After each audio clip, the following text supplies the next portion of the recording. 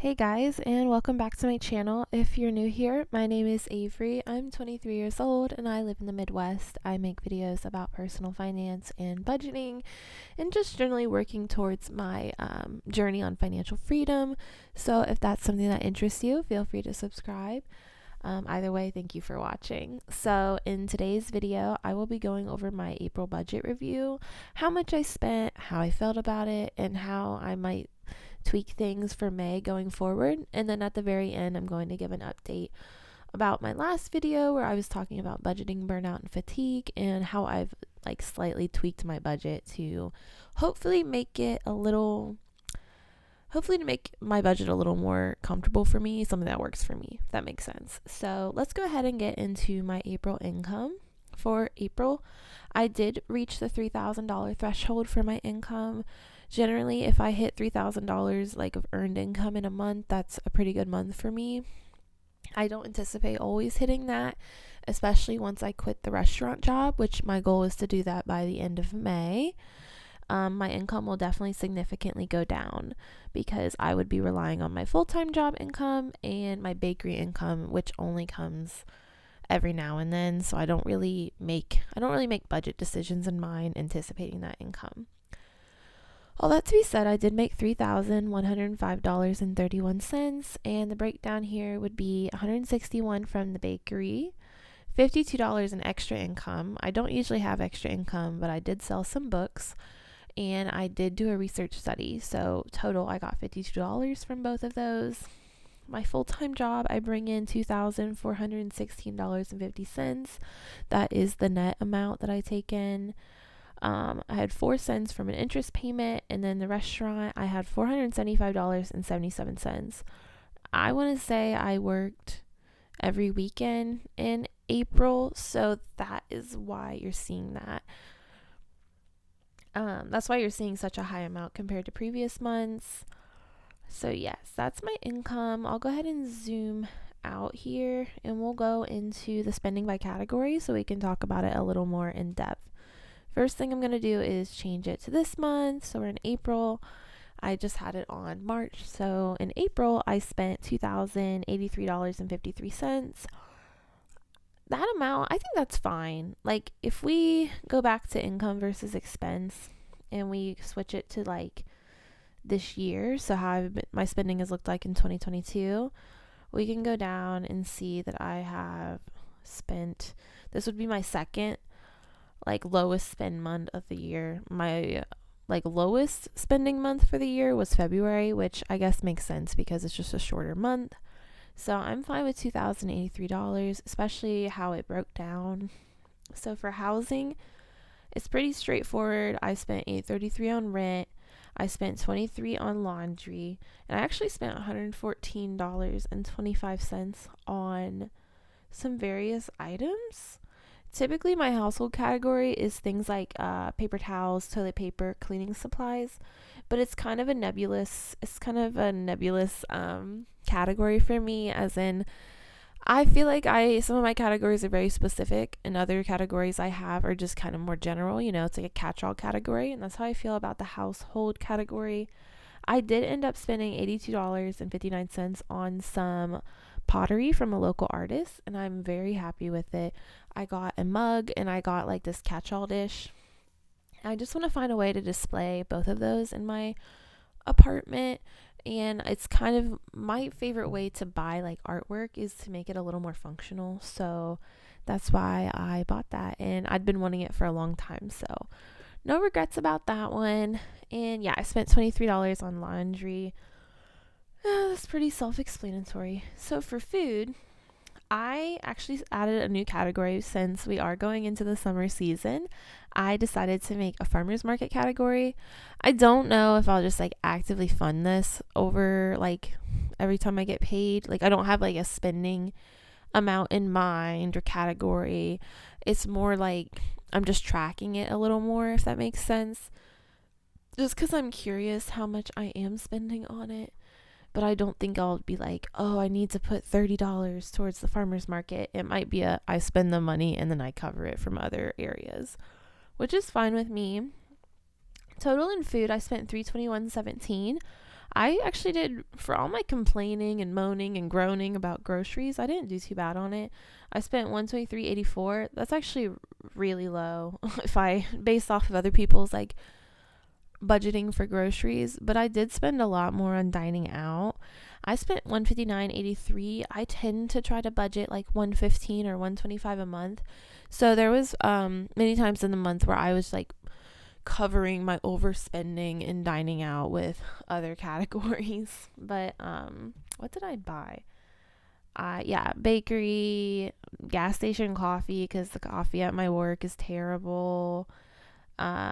Just various things, Subway, pizza, Raising Cane's, a bunch of different stuff. Like I spent a lot of money on dining out, and honestly, like my boyfriend also spent a lot of money on dining out for me. If I had to cover that cost, I would have spent like way more. So shout out to my boyfriend for buying me food every now and then. But he doesn't buy my groceries. So just to be clear, I don't know how I spent so little on groceries, especially since I spent $37.20 just on what's it called? Like Easter groceries because I was making broccoli salad, and that was a bit I was frustrated at the time, but overall I did okay. I imagine that I imagine that May will be like probably a more expensive month for me groceries wise, because sometimes I feel like I'll buy like too much stuff in one month and then I'll coast for a little bit and then I'll have to like re-up in the next month, if that makes sense. Moving on. Okay, so I changed my categories around a little bit. It might be a good idea for me to just go into the budget real fast. I had like these various sinking fund categories that I believe in my last video I just kind of expressed like some general anxiety towards them and just feel like I was focusing on too many different things at once.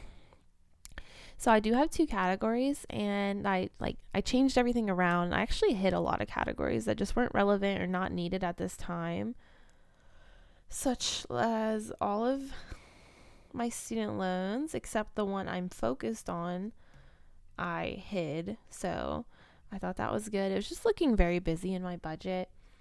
Yeah, so going back up, I decided to create a focus on now and a focus on later category. I had many comments on my last video, and I really appreciate everyone who gave me suggestions and feedback on what I could do and like different ideas. And I think you'll see more of these ideas being implemented when I actually have money to assign when I get paid next week. But with that being said, I did decide to create a focus on now, like things I need to focus on now. So like upcoming expenditures or just big ticket like items that I'm saving for that I need to save ongoing, if that makes sense. And then there's other categories like focus on later where I'm just not ready to prioritize that or put money towards it, or the goal date is a little farther away, like Christmas. So I did decide to take a break from funding Christmas, but what I decided to do was go into my checking category. This is like my main account, my checking account. And I decided to create scheduled transactions just to remind myself on when I want to start saving. Someone gave me that idea. I'm sorry, I forget who gave me what now. But yeah, so in September, I'll finish out the Christmas category. In October, I'll get a gym membership again for $60 for a year. So I don't want it in the summertime when the weather is nicer. And then I want to start saving for a computer in November. But depending on how it goes, I might start that sooner. But that's also like fair for everything.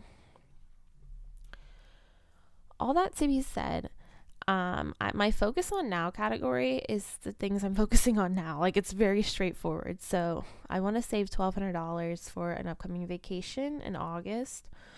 I just generally want to put more and more money towards my health, beauty, and my clothing, and then my emergency fund. I clearly want $3,000 in there, and that's something that's just ongoing for me. But then something like my haircut is just like I don't need to save like $10 a month for that. I can just focus on it and I'll fund it with my next paycheck, and then I can just disregard it until then. Does that make sense? Does any of this make sense? Okay. I'm liking it so far. I'll see how it goes once I actually have a paycheck that I can budget. But that's something I'm enjoying. So let's go back to the spending by category. And so focus on now. That's why I got started on this. I spent a lot of money on health, beauty, and clothing. I bought some pants at Target. I forgot that even happened this month. It's just been a long month, honestly. Levi's, I bought some jeans. I bought a shirt. I bought some moisturizer and some sunscreen. And then I had to return the sunscreen because it was terrible.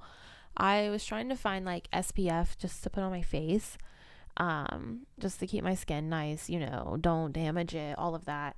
But the SPF I bought left like this terrible white cast on my face. So I had to return it for $12.89 is the refund. But then I ended up having to buy a new one that was slightly more expensive. So it kind of came out in the wash. But that's how I spent almost $200 on health, beauty, and clothing. And you'll probably see this in my next budgeting video. But this is not stopping anytime soon. I just haven't bought any clothes. Like, for over 2 years, and I'd been wearing stuff that just did not make me feel good or feel confident in how I looked, and it's just not the life I'm trying to live anymore. So it's something I'm trying to prioritize. We go into utilities. I spent $24.29 on electric, $37.10 on the phone, $51.43 on gas for my house, and $54.99 for internet. Not too bad. Investments is pretty straightforward. It's just $125 to my Roth IRA. Starting in May, it should go up to $150 a month is what's taken out. I'm kind of torn on like the investments, like if I should be excluding this category. Some people like to consider it not an expense or spending since you're technically saving it, But other people, they like to include it in their expenses because it technically is money that's leaving your bank account. But I don't know. Let's keep going here. My sinking funds. I spent $86.73 on gifts. What did I buy? $43. Okay, I had to pay a friend for a concert ticket, so that was a gift for my sister, so $43. Spent $9.73 on Raising Cane's for my boyfriend. I like to put that in gifts. I don't like to put it in dining out. And then I spent $34 on my dad's birthday. So for the gifts category, it's probably going to be pretty high in May and June as well. I just have a lot of things coming up. Let's go into transportation. I spent $76.71 on my transportation categories. So we spent $9.75 on parking. 39. I filled up the tank twice, but my friend gave me $30 to cover one of the fill-ups. So 2 fill-ups on gas, some other parking, and some bus rides. And then I spent $8 on a car wash, which was not worth it at all. My car was still dirty when I came out, so I'm not going to do an automatic car wash again. But all the other options were like so expensive. And I just was like, I'm not spending $20 to wash my car. I don't know. You can tell I don't value like having the most beautiful car in the world. Just as long as it's generally clean and it's not falling apart on me is fine with me. So health and fitness. Nope, I can't click on the right ones. Health and fitness. I spent $60 on therapy. I guess that's correct, yeah. So two sessions, and then I spent $10.74 at Target on some medical supplies. If we keep going, my fun money. I actually spent a decent amount on fun money. I bought ESPN Plus for a month so I could watch gymnastics. $45 for Cash App. Oh yes, that was another concert ticket. But it wasn't a gift. It was for myself. So it went under fun money. That's what I'm saying. Like, this month has been so long. I forgot those even happened. I spent $8.52 on Jenny's. It could have went under ice cream. It could have went under dining out. But honestly, I wanted it. So I put it under fun money. It's like another nebulous category for me. And then my boyfriend gave me $5.25 for something, I forget what, but I inflowed it into the fun money category. Okay, we're in the home stretch. Subscriptions. It's so straightforward. I spent $10.74.99. Okay, so Spotify is $10.74. Apple is 99 cents. So you see $11.31 is the total because I did a cashback, credit on this card because it's just coming out of my oldest credit card, so I don't really use it. So I'm not racking up cash back, so I just usually once a month just credit it towards the subscriptions. And that's how we see a total spending of $2,083.53. My overall thoughts on this is, if we go back to my income versus expenses section of like the YNAB toolkit, and I go to this month, we can see I had a net income of $1,022. I think that's really good for me, at least. I'm imagining that my net worth update video should be okay, at least, or it might be a wash depending on how the market goes, but stay tuned for that. And then I think this is a good amount in the sense that, like, I know starting in June, if everything goes to plan, I'm really just going to be relying on about $2,400 a month. Ideally, I would get my total expenses down a little more than that. Like, I don't want to be spending that much in relation to my income, but you know, that's kind of across the bridge when you get there. Maybe in May I'll test run it. I don't know. I find like summer to be kind of difficult, like money wise, in the sense that there's just more things to do, more things to spend money on. That being said, I am ready to quit the restaurant, so I will make it work. I always do.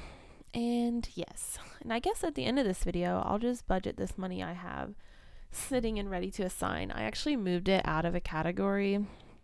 I had it in my concerts, etc. category. But I actually ended up using the expenses that I had when I went to a concert earlier this week. I just put it in the various categories it would fit into and just covered it from that money since I had money in there. Does that make sense? So like I bought gas, so I just put it in the gas category, not the concerts category. But that means I have $112. So where should I put the money? Oh, I should not focus on later. I keep clicking on focus on later because, like, you see there's a few of these categories, like the new dresser and a phone, which I don't know when to start saving for those. Because I'm not sure, like, how big of a priority those are for me, / how badly I need them anytime soon. All that to be said, I'm kind of feeling that we should just finish out the haircut category. So I'm ready for my haircut on 6/14, and I'll probably move this, not right this second, but I'll move that category back into sinking funds so I don't have to look at it. So then I have $1,750 left, and it's honestly gonna go, actually, let me take the money back. I don't know if I want to fund the haircut right now. I'm like trying to think because I'm going to a flea market tomorrow. So maybe I should put money back into the household fund, because what if I want to buy pottery? I don't know. I'm not going to open up all these other categories because I'll just find it confusing.